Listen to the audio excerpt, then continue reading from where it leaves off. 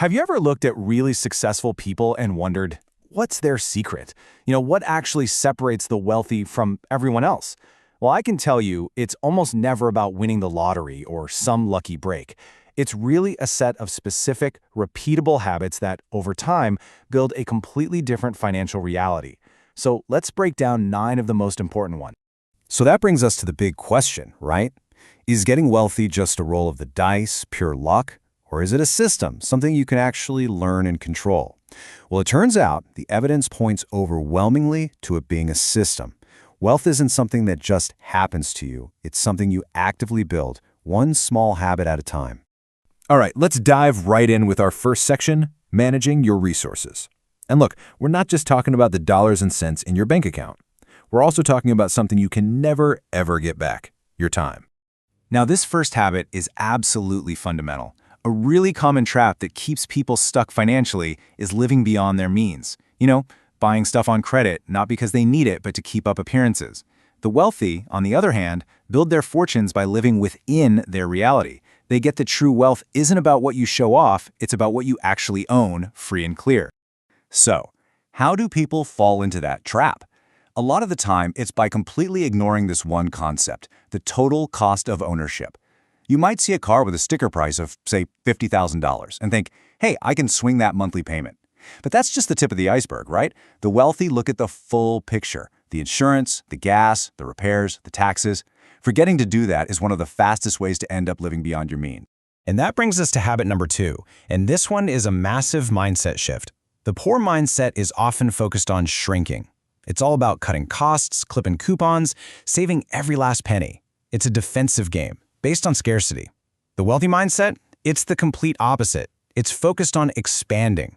Instead of just trying to spend less, their main focus is on how to earn more. It's an offense-first abundance mindset. This quote, which people often attribute to John D. Rockefeller, just flips the whole script on its head. Think about it. The problem isn't always that life is too expensive. Maybe the real problem is that your income is too small. So the answer isn't just to shrink your life down to fit your paycheck, but to grow your paycheck to build the life you actually want.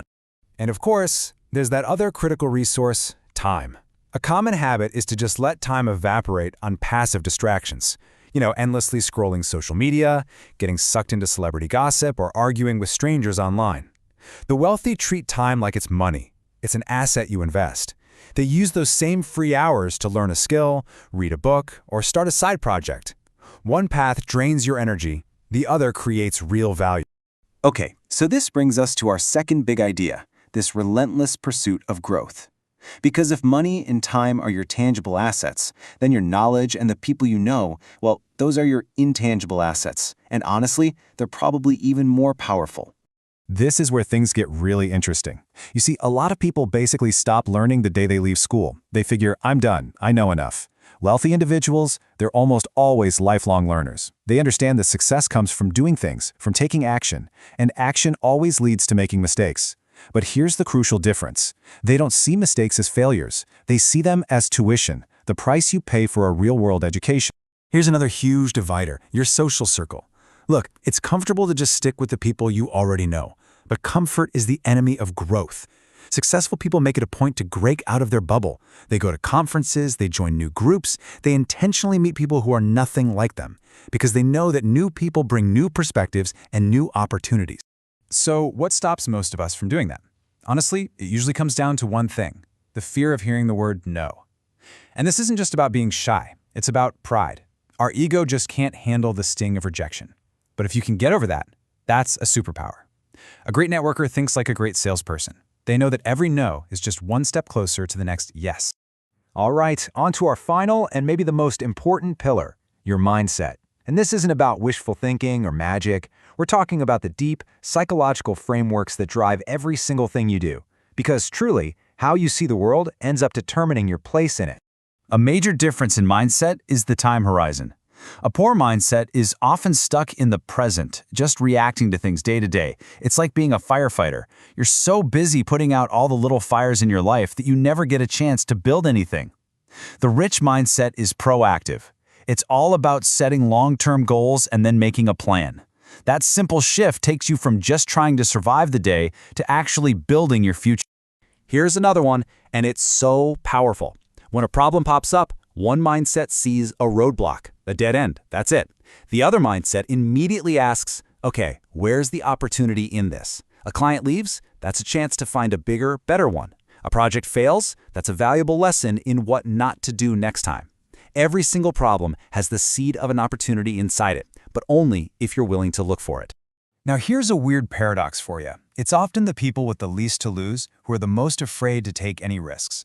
They only see the downside, the potential for loss. The wealthy, however, see risk as a tool. They understand that you simply cannot get huge rewards without taking some kind of risk. The goal is never to avoid all risk. It's to manage it smartly. So what separates a calculated risk from just a reckless gamble? It all comes down to doing your homework. With a calculated risk, you've figured out that the potential upside is massive, and the potential downside is something you can actually live with. The mental shift is seeing risk not as some scary monster to run away from, but as a tool you can learn to use. When things go wrong, what's the default reaction? For many, it's to blame someone or something else. The government, my boss, the economy. But here's the thing about blame. It makes you powerless. The rich habit is to take 100% ownership. And this isn't about beating yourself up. It's about taking back the power to actually change your situation. And when you do that, you create this incredible feedback loop for personal growth. Just think it through. Something bad happens. Step 1, you take total responsibility. That act alone forces you to ask the most powerful question there is. Okay, how can I make sure this doesn't happen again? And the answer to that question? It's always self-development. It becomes the engine that drives you forward. So, as we start to wrap this up, I want to be really clear about something.